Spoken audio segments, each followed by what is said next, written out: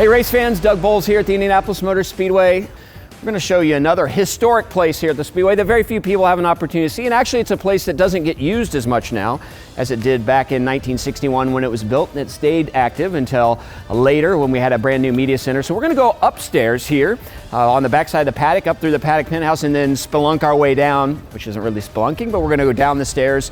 Check out the old press boxes. We use them occasionally still, but we want you to see them. It's kind of fun the way we'll traverse our way up there. So we're going to head up these stairs and show you some really cool places at the Speedway. And stay tuned, because there's some seats up there that you might want for the doubleheader weekend in July here coming up in 2022. So a little out of breath, about 5 flights of stairs up here to the mezzanine area. If you sit in the Paddock Penthouse, you know where that is. It's where you step down. You've got some restrooms and some concession stands. And occasionally we have doors like this. Don't go in those doors unless you got a ticket to go in them. But we're going to go in it right now. We're going to check out the old press boxes, and then I'm going to show you those seats that if you want to come for that doubleheader, it's a great place to watch the race.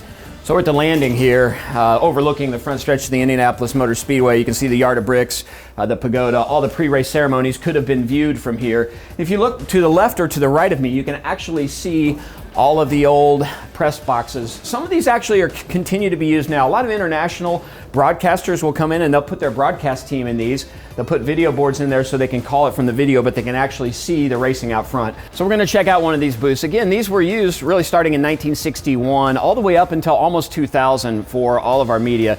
We still use some of these today. This one for PA, not for the PA talent, but really for all the PA operations that take place in here, so that as we control the world's largest PA system, we have an opportunity to really control a lot of that from right here. We can turn off sections and zones so that if we had something happening in a section and we wanted to turn the sound down, for example, if we were doing this kind of video in turn 1 and the PA was on, they could turn it off so that we could do those things.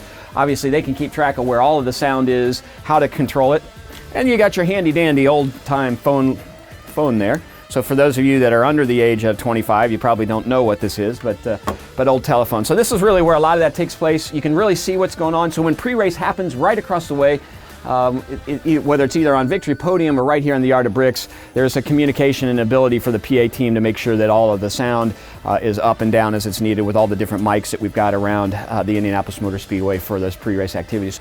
I mentioned to you that there's an opportunity as a customer to sit in some of these seats. We've got about 800 seats, and you'll see them down here. We call them the Paddock Press Box. It's an opportunity to sit right here at the front stretch. Now, I talked a little while ago about those windows being closed. Right here, no windows, so you get the sound, you get the smell, you get all that sensory overload that you get when you come to a race at the Indianapolis Motor Speedway. So if you want to come in July for NASCAR and IndyCar here at the Speedway, some of these seats are still available. Best seats in the house, really. You're covered if it's raining. And remember, we race in the rain on the road course, so you'd stay dry. You get to see all the pre-race. You get to see all the celebrations, so it's a great seat to sit in.